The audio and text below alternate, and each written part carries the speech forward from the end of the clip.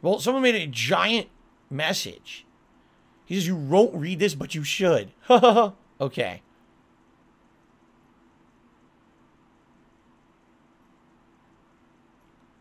See, I'll read this, but what's funny is it's not even true.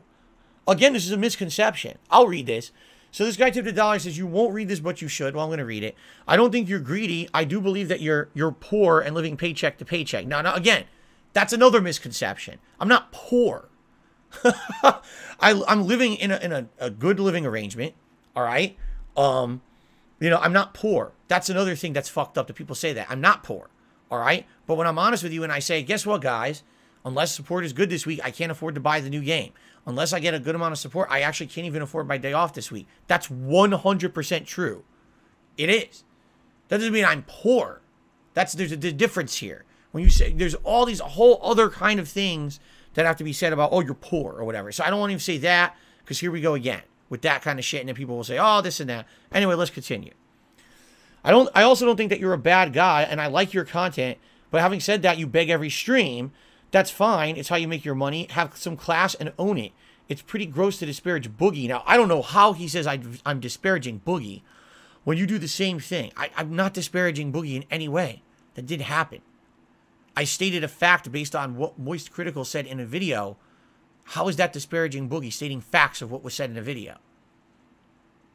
When did it become stating facts is like disparaging? When did that happen? That's actually, you know, what is up with the internet today? Here's a list of facts. Let me read these. Oh, that's horrible you said that. But it's a fact. How can a fact be offensive? Here's the facts. Boogie had money. Boogie invested it in cryptocurrency. Boogie lost the money. He publicly admitted this in the video. Boogie asked his viewers for help because he felt he needed more help because he lost his nest egg and he's worried about making a living. And Moist Critical called him out for it and said that that's a bad look. Everything I just said is a fact. How is that disparaging to Boogie? Right? I just don't understand people's mentalities in the modern era. What are you talking about? When did I disparage Boogie ever? I stated facts about him. Anyway, let's continue. If you owned these things, more people would like you. Hope you'll read this and take it to heart. But for some reason, the T was cut off. So here's the thing. 1,000,000%, I make a living off of contributions of my audience. Who's going to debate that? I make a living off of the contributions and the generosity of my audience. That's my business model.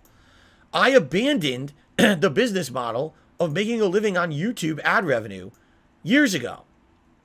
It just wasn't feasible anymore. It wasn't feasible to do so, to make a living doing it like that, because YouTube had fallen apart, right? YouTube lost so many major advertisers and all of that. And it wasn't, I can't make this look good anymore. I don't know what's going on. It wasn't feasible to make a living. I had to change my business model. People urged me to change my business model. They said, please stop. Please stop with the, misconception that you're going to still be a full-time YouTuber the way you used to be. Everyone has changed. Everyone has become a live streamer with crowdfunding. You've got to do that as well. Okay? So I did that. But then it was like, so Phil did it all wrong by trying to be a YouTuber for so long. He changed too late, right? Now I changed what everyone says to change. Now you're a beggar. So you can't, again, it's like, no matter what I do, it's never good enough. It's always moving the goalpost. So I'm always in the wrong and I'm doing things the wrong way, right? It's been my experience ever since I've been a content creator, right? It's literally, you're never good enough. First, you're a YouTuber who relies on ad revenue on YouTube. Uh-oh, the ad revenue is going away. So what do? I diversify my content to try to get in line with the YouTube algorithm. Uh-oh, YouTube decides to demonetize my channel for no reason. All right, so what should I do, everyone? Become a full-time streamer, Phil. Okay, I'll do that. I become a full-time streamer. Phil, why are you an e-bagger? But you told me to become a full-time streamer. Like, And then on top of that, man, Phil really keeps asking for contributions too much. Oh, by the way, let me hit him with a few false copyright strikes today. Let me steal his identity and cost him thousands of dollars to fuck with him, right? It's like, you create the mess, and then you're upset with me when I have to live in it. These people create the fucked up situation, and then I have to live in the fucked up situation and find a way to deal with it, but then I'm in the wrong because I'm in that situation, right? And then on top of that, what they do is they try to justify their actions with their bullshit memes, like the WWE Champions gambling meme, right? Oh, you see, the real reason that Phil's falling apart is because of that. No, the real reason I'm falling apart is because I made bad financial decisions when I moved out here, okay? I made assumptions about what I was going to make on YouTube. They weren't correct, all right? Someone literally destroyed my channel with false copyright strikes, causing me to make even less money and become less prominent on YouTube. All of that fucked me over to the point where eventually I had to declare bankruptcy. There was no way out of the financial pit I got myself into, all right? Every single thing that's happened after that bankruptcy, all these fucked up things happening to me, all right, is on those people who are doing them, all right? No more of this bullshit where people can just say and do whatever they want about me. It's done, okay? No, my problems are not because you fabricated some insane fucking bullshit about stuff that doesn't exist, all right? My problems are because you keep fucking with me. You want to know, here, you want to test it? Leave me alone for a year. Leave Darkside Phil alone for a year. Don't hit him with false strikes. Don't make insane slanderous videos about him constantly. Don't fucking try to do identity theft against me. Leave me the fuck alone. Give me 1 year to be left alone and see what happens. Because the thing is, I'm doing a good job. I was doing a good job. I was in a good position. And then all of a sudden, you got me kicked out of the Twitch Partner Program. You got me canceled off of fucking Spring, right? You had all this thing happen to me, and you got me back to square one again. That's your fault. I didn't even do anything for that to happen. It just fucking happened because you idiots keep fucking with me. You create the endless cycle of drama. You do. Not me. I don't want anything to do with it. I just want to chill here every day with my audience and have a good time. I don't want to have anything to do with this. You create it. But then you hate on me for having to live in it. I don't want to sit here and have to ask anyone for anything ever. I have to make a living. And then you hate on me for it. But I did it because you fucked with my money. That's why I had to do it. But you're somehow immune. I'm completely in the wrong constantly. You know?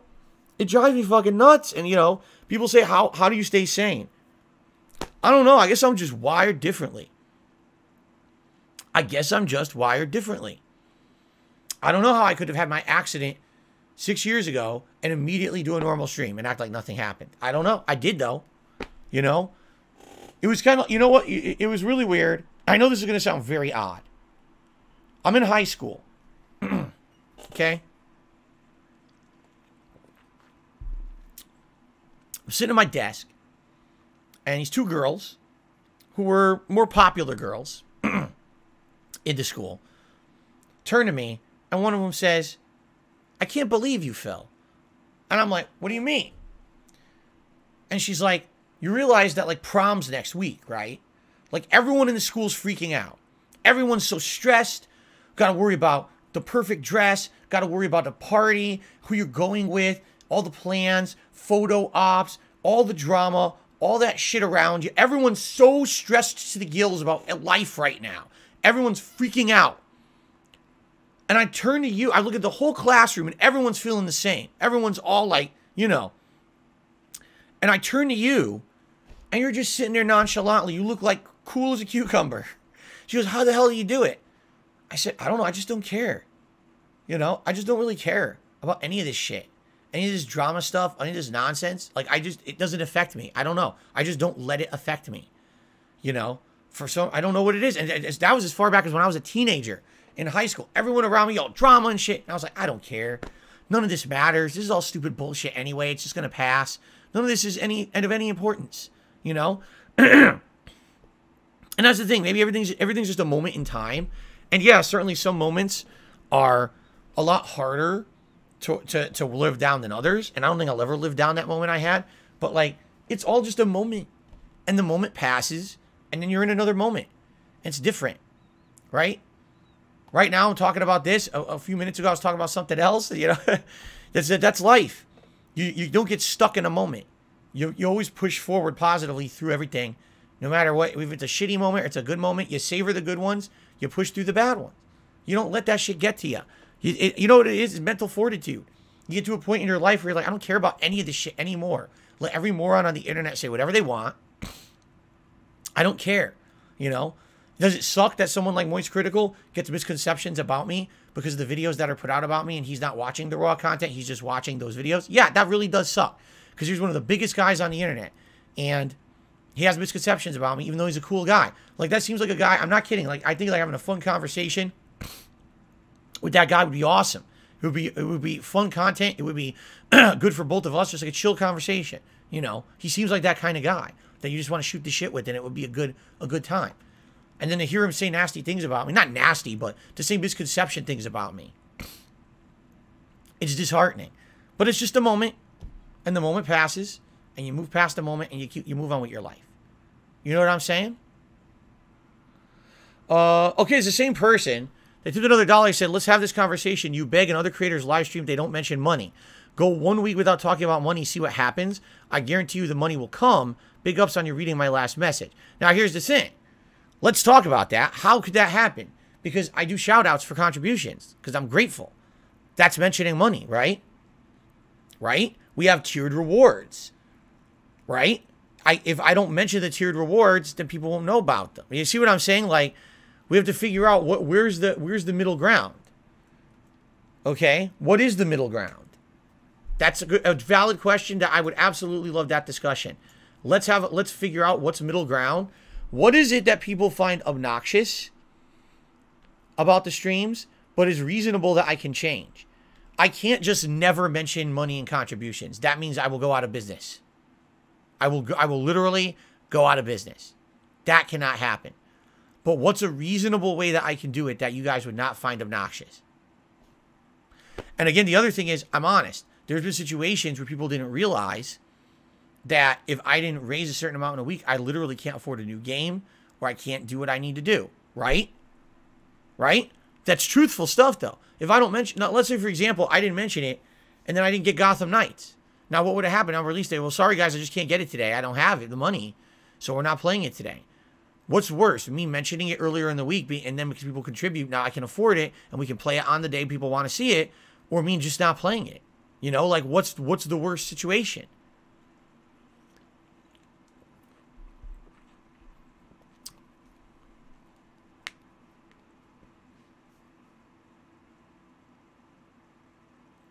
All right, again, this is a conversation I welcome. I'll go. Sadly, the podcast has gone long. We have to end for today. This is definitely a conversation we can have, you know, maybe tomorrow or during a different time of stream. We do have to get into Plague Tale today. My God, do we need to make progress today? Because, man, did we have a bad time last week making zero progress, right? Absolutely zero progress. Hold on, I'm going to close my blinds. The sun came out. Now I can't see.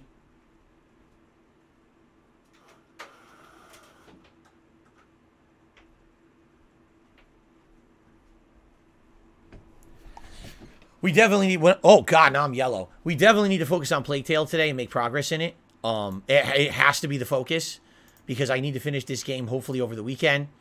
And, you know, and that way we can have a fun week of streaming next week of 2 new releases and not have too many lingering ones. It's very important that we make progress today.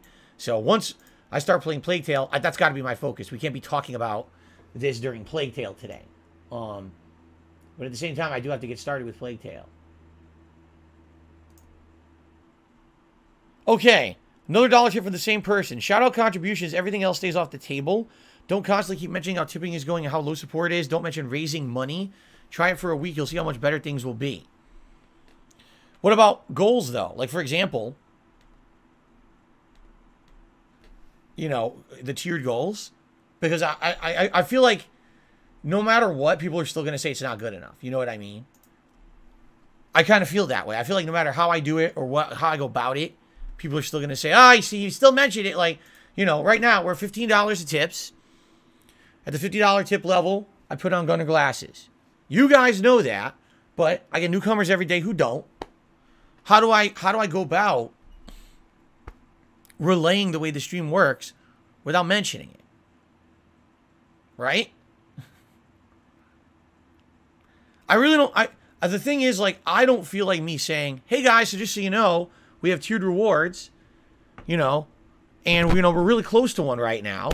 And if we do that, we'll get that. I don't think that's begging. I think that's just mentioning. The difference is, you're absolutely right. If I'm like, yeah, by the way, I got a giant bill due later this week, I need help with it. That's begging. For sure it is. But that's also me being transparent because I need the help. Because if I don't mention... Here's the thing. There's been situations where we get 3-4 streams in a row where contributions are quite low. And at that point, I'm like, I don't know what to do. I need to raise money to pay bills. If I don't, I can't pay bills. That's not good. You know, I don't know what else to do about it. Get rid of the bills. That's all. Just ignore them. That works. You know, as someone who went through bankruptcy, that definitely works. Yes. Yes.